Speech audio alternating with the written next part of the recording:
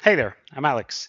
Today I want to talk about water ripples. So water ripples is an effect I've applied to many shots over the years. It's actually not very hard to do, and I figure it's very useful for when you have shots where you want to, bring a plate to life, or if you have a scene where you're playing rain, maybe you have a jungle scene where there are falling leaves and you need a better interaction between that and the plate.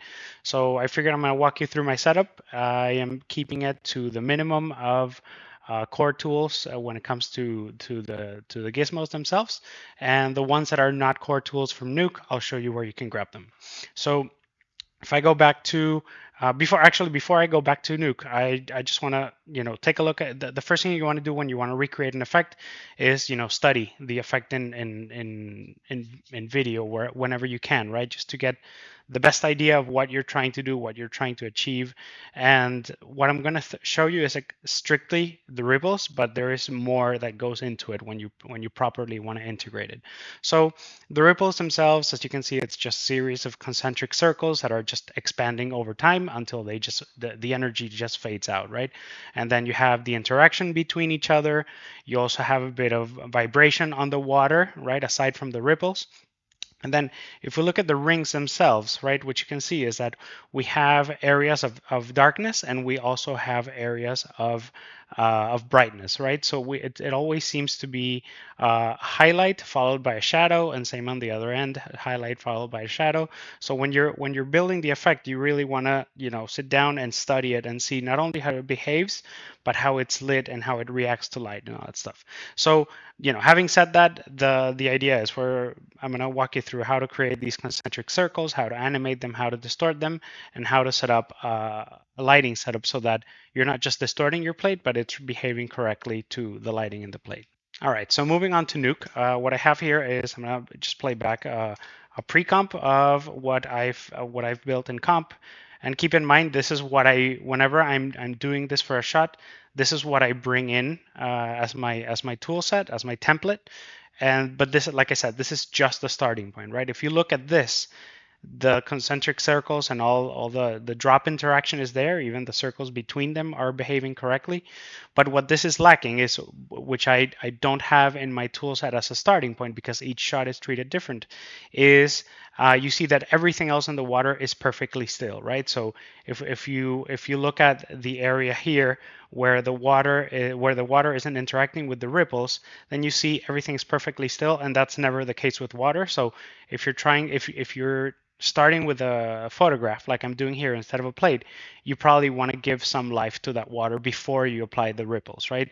And even so, after you apply the ripples, sometimes it's even a good idea to apply a bit of distortion overall, like a fractal blur on top, just so that everything marries together. So having said that, again, what I'm going to show you is how to recreate this, which is just the starting point to which you will be building upon.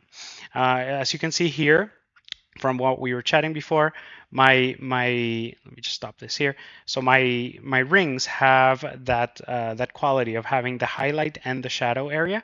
So just again, we're trying to recreate and get as close as possible to the video reference to then have this as a starting point to then massage it into any shot you're going to be working on.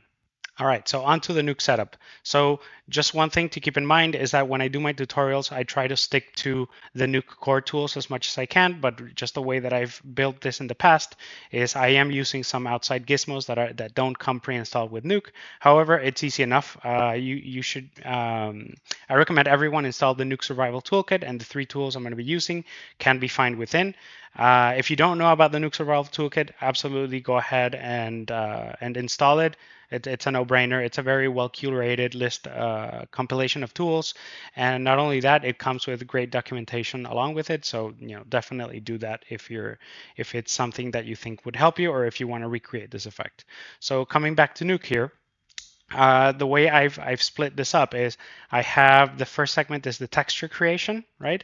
Then I have a 3D placement, and then I have the applying of the effect itself, right? And so it's pretty straightforward, not a lot of nodes to achieve this effect. And again, treat this as a starting point. You definitely want to have this as a first step into applying it to your plate, but then you need to do a bit more just to integrate it properly. So if we look at the starting point here, right, the first thing I do is I need to create a texture that looks like this, right? So if I play this back, you see I just have it growing over time, right? And in this case, I'm just rendering, I think, 20 frames because I'm going to loop it. So that's, I guess that's what I decided was a good lifetime of my ripple. So I've kept it at 20 frames, right? So why am I, a couple of things. So why am I pre-comping this? The reason why I'm pre-comping this is because the way that this is being built is, again, if we go to the Nuke Survival Toolkit here and we go under Draw, right? And we go expressions, creations, and what I selected here is circles user, right? So if you bring this in, you're gonna get this, right? And if we look at what this is, it's exactly that, right? The only thing is that it has a user tab here, which allows you to animate that. Not only the center, right? You can move the center around. You also can do it through here, but you can animate the circles, which is what I am after. So I am grabbing that expression from the Nuke toolkit, and then I am attaching it to a format of 512 by 512, just standard texture size square. And then that I am animating here in the user tab. I'm just animating the size. That's all that's happening here. This is not heavy, right? This normally you wouldn't need to pre-comp this. The only reason why I'm pre-comping it is because I've had many experiences in the past where I keep this live in the script, right? Let's say I do something like this, and then the math seems to break sometimes. Like there might be frame ranges where the circles are this scale, but there might be other segments of my render where the circles are really tiny. So I'm not sure exactly why this happens. So just for my sanity, whenever I do this, I just hop on basically a new Nuke session, and then I keep it where I only have this in there, and I pre-comp that out, and then I bring this in, right? So just keep that in mind if you're ever having issues where your circles are not rendering in the scale you're looking at them when you're looking at them here. That's save yourself the headache and just pre-comp them on a separate Nuke script, and you should be good to go. So now we have our pre-comp. Our pre-comp, it's doing its thing where the circles are growing. Then I'm just grabbing a color wheel just so that I know I have a perfect circle, and I'm using that as a mask, right? So if you see, I've attached a transform to it, and then I'm growing it over time, and that color wheel has to be, of course, the same resolution as the ripple texture itself. So 512 by 512, just so that we can mask it appropriately. So what happens here is, we are achieving this effect, right? So we have our circles growing, and we also have the outer ring, the mask that's being driven by the color wheel, growing with it. So this goes into a particle emitter, right? As you can expect. And what I have here is a card. So of course you can just select any geometry you want, and the nice thing about this is you can just place it wherever you need, and then the particle emitter itself, there's really nothing fancy going on in the settings themselves. The one thing that is important is that I am applying a blend matte node, and the reason why I do this is because, let me show you here. If I look at the way my particles are spawning from my card, right? If I look at the render here, you see, if I were to disable the blend matte, right, you see the way these circles interact with each other is completely different. So I always apply a blend matte, set it to modulate. If you want to know more about the blend matte node, go ahead and there's documentation on it on the Foundry's website. So always a good idea to keep this in mind. You can of course just keep it off, but it won't behave as you want. And once you have that done, so you have that, you have your particles. The one thing you want to do is you want to apply a particle curve, or at least that's the way I do it, because I don't only want to animate their size over time, right? But I also want to I also want to fade them over time, right? So if you look at my size here, you see that I start at a very low value and I grow them over the time. So not only is the circle growing here, right, and at the texture level, right? So we have this, but I also want the particle to expand over time. So it's a bit of doubling up on that scaling, and that way you have some control as well as to how how big or small you want those particles to be. So particle curve is the way I do it so that you have that control over time. So we start very small, and you see I go up to 20 units by the end of its lifetime, right? So 0 to 1. And then same goes with the alpha, right? What I want to happen with these happen with these ripples is I want them to start fully opaque, and then after around, yeah, let's say around half their lifetime, they start to fade away, right? Because if we look at this again, which is a bit hard to see just because there's a lot going on very quickly, but the energy of these ripples starts to fade away. So the way we're driving this the ripples themselves is through the alpha. So we want to fade them over time so that the energy of the displacement, which is driven by the displacement, looks like the ripple is just fading away. So that's why I have an animated alpha going from 1 to 0 over the last half of the particle's life. So again, when you have that, it's going to look something like this. So we have our card, and on our card is all of our spanning particles. So if I play this back, what you see is we have our ripples happening, right? One other thing that is interesting is that because I don't know what type of shot I'm going to be dealing with in terms of speed, I usually keep this at this pace, right? Which again, if we go back to a reference, this is much more hectic. This is much faster, right? But because I don't really need I want to have more control, I always just render this texture as slow, and I can always just speed it up, right? So just keep that in mind. But again, you can of course just play with your curves and play with your settings, and you can just have them go a lot faster than this.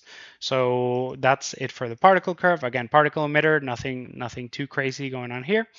Other than maybe make sure that your settings of the video input, which is our particle texture, matches mine so that it grabs the full length of the texture and that it doesn't loop. It just goes in order, right? Or you don't want to set it randomly, you want to set it in order. So okay, so that, I guess that concludes the section where I create the texture, right? If we look at the scanline render output here, I have, important, I have the camera, right, pointing upward. And the reason why I'm doing it this way is because particles, if you see as I move around, let me just grab the card just so I can center myself. If I grab the card here, you see no matter where I look, where I go, those particles are aiming at me, and this is because they are they're sprites, right? And that's how they're supposed to behave. If anyone knows a way of having the sprites look at a specific target, please let me know, because it's something that's been driving me nuts for a while. So I would love to not have to. I could actually skip this step if I could get the particles as sprites to look at a specific point. I'm sure there's a way. So if somebody out there knows how to do it, please let me know. So okay, that's the reason why I have it set up this way, so that I am just spitting out a square texture. In this case, it's a 4K texture, and these ripples are evolving over time, and that's exactly what I want. So now you can just go ahead and you can pre-comp this texture, but it's not something that's very heavy, so I just keep it light. To be fair, I usually render this out at 8K instead of 4K, but just for speed, I'm going a bit cheaper with the 4K texture today. So we have our 4K texture of our ripples, right? Again, it's something you can just speed up. You can just retime, which I am doing here.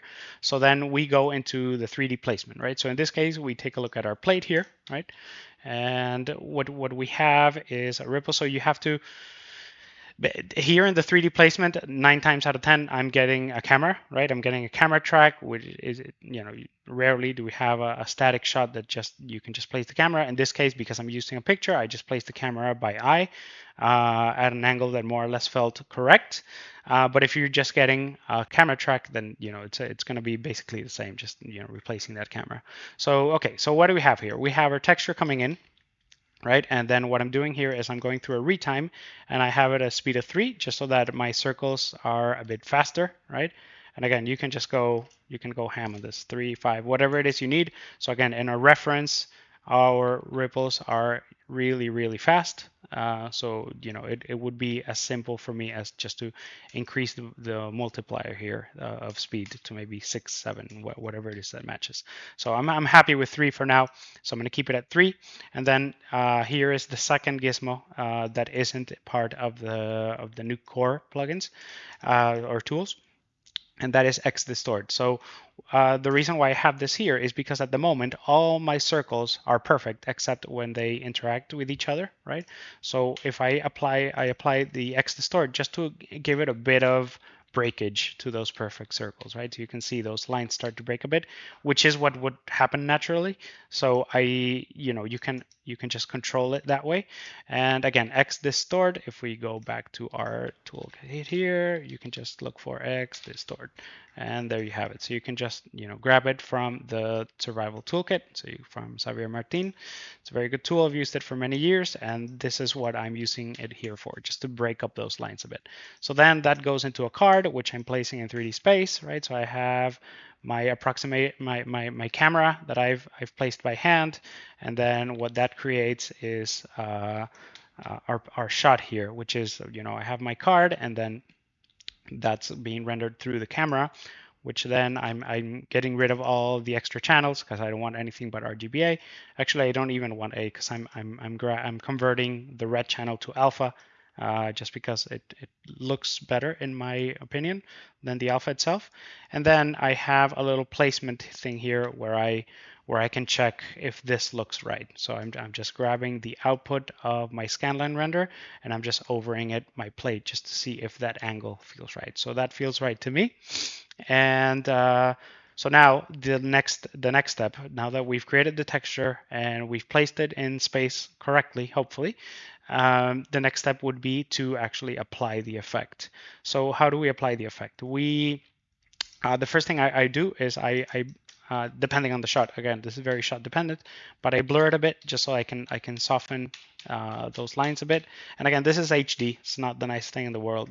When you're dealing with 4K plates or higher, you're gonna have a bit more control of your effect in that sense, because you see the things here in the background starts breaking up quite aggressively just because of the resolution. So another thing that you could do is you could render at a higher resolution, right? You could render this at a higher resolution, and then you can reformat down so that you can keep it as sharp as you can, as long as you can, and then you have more pixels to work with if you're filtering and stuff like that. So okay, I'm blurring it just to soften those bits a little bit.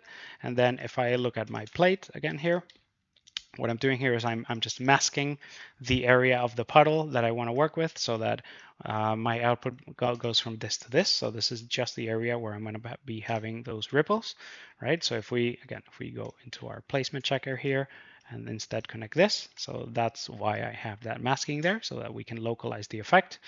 And then this is the driver right here. So glass, right? So again, if we go into Survival Toolkit and I look for glass, right, glass FR, right, you'll see here it is. And this is a tool that I've used forever. It's it's incredible. It's really light. It does the job. It works every single time, and I couldn't live without it. So glass is amazing. So the way glass works is we have our plate in the image input, right? And we under control, what we're connecting is our ripples, right? So this is the alpha channel of my ripples. So the alpha is going to be driving the displacement over the image. So if I look at before and after here, actually here, if I look at my plate versus glass, you see glass is grabbing that alpha and it's distorting the plate with that with the information of the alpha, which is does a really good job, right? So that's what glass is doing here. So again, no crazy settings, keeping the displays pretty low, just because otherwise it starts to get a bit crunchy. So you can play around with that. Sometimes it's a good idea to smooth vectors. You see my ripples start getting a bit softer. So depending on what you're going for, that might be something you want to play around with. Aberration, it's not something I usually add at this stage. Maybe something I add later, but if it's you do have the option of doing that there. And then again, I remove any extra channels that are being introduced by glass. I should actually fix that inside the tool, but so I'm getting rid of those channels. So I just have now, if I look at my result here, if I play this back, I have my ripples behaving as I expected. So, okay, I am happy with that. So what's the next step in the effect? So the next step in the effect is we want to introduce the highlight and the shadow area to the ripples, because at the moment they're feeling a bit flat, right? And this is where you have some, obviously you have some freedom, but you want to look at how stuff is behaving in the plate you're applying this to, right? Because you don't want to go too hard or too soft on it, because then that's where it doesn't feel like it belongs. So this is key right here. So I have two grades, one for the highlights and one for the shadows, right? So what I'm doing here is I'm grabbing, again, I'm going back to my texture, right? So my matted texture, and I am using a tool that I've had for ages, which is Luma to normals, right? So it's grabbing the luminance of my input and then converting it into normals, right? So that's what that is doing. If you want an alternative, this is not in the survival toolkit, but if you want an alternative, you can grab Luma to vector, which I've also used in the past. It basically produces the same effect. And again, if I do here Luma to vector, no, Luma. Right, there we have it. So Luma to vector, right? The same thing. You give it an image, it'll spit out something that looks like a normal map, right? So that's what it does. However, I'm sticking to Luma to normals just because of the way I've built this, but you can achieve the exact same effect with Luma to vector. So, okay, we have our normal map now generated. I graded down a bit just because I wanted to get a bit less intensity coming from it. And then I am grabbing a channel. So if I go through the channels here, the nice thing about going through the Luma to vector to normals is that the way it's built, right? You see there is a clear division between the colors. So if I cycle between R, G, and B, or actually R and G, right? You can see that we're grabbing different areas of those circles, right? And why the reason why this is helpful is because I can grab maybe the red channel for the highlights and maybe the green channel for the shadows, right? Or vice versa, whatever you want to do. And then in this case, I'm just grabbing the red channel. So I'm converting the red channel to alpha. And then that is what I'm using to drive my highlight. So if I go here again into my shot and then look at how this highlight is being introduced, I'm gonna pump it up here a bit just so it's easier for you to see. So you see now we have, because we're only looking at a specific area of the ripple, right? If I compare the red channel and the green channel, you see we're grabbing like basically opposites of each other. So now I can introduce the highlights in one, shadows in the other. So if I look at my plate again, and I introduce my highlights, you see that's what that's doing. In this case, I'm just exaggerating just so it's easier for you to see. So I'm going to go back to 2.5, which feels like it's doing a good job. And for color itself, so what I usually do is I try to sample something bright from the scene. So in this case, I've gone ahead and I sampled the sky, right? So just so that the color feels natural, because just introducing a white band on the ripple is not going to look right. You want it to fit in with the environment that it's meant to be reflecting. So that's it for the highlight. So same deal with Luma to normals, driving again the green channel, just so we grab a different area of that ring. And in this case, I am introducing a shadow. So I'm just bringing the gain down a bit. And you can see how going from non-highlight and shadow to having those effects actually gives a lot more body to those ripples, right? So it makes it feel like it's there, because otherwise you're just displacing, but there's not a lot of visual interest going on. So this looks closer to what it should look like. And again, this is just a starting point. From here, you probably want to add a frequency noise on top of everything just so that it blends it together. But that sort of gets you to a place where you have something, you have a pretty good starting point in terms of how it should be behaving. You can control stuff like the speed, highlight, shadow, to all that stuff, and then the world is your oyster, and you can just make it fit correctly, apply the depth of field as it should, all that nice stuff that would properly integrate it. I ask you for a favor. If anyone knows how to have particle sprites aim at a specific thing that isn't the camera, please let me know, because it's been driving me nuts for ages, and I would just like to have a solution for that, because then I could completely skip one of these steps. I could just have it all in one. Texture creation and 3D placement can be done all in one, instead of me just rendering 4K or 8K texture. So I hope that was helpful, because I always share my Nuke scripts, but in this case, because I don't know if I should or can share tools that aren't mine, and because they're readily available for you in the survival toolkit, I'm not going to be sharing the Nuke script today. Um, or maybe, I guess maybe if enough people want it or need it, I can make a version where I just remove those tools. I don't want to be distributing something that isn't mine, so I can always just remove those tools and just add sticky notes where you should be adding those. But for now, I'm not gonna be sharing the script unless I do a stripped down version of it. So I hope that was helpful. Happy Thanksgiving to everyone, and I'll see you in the next one. Cheers.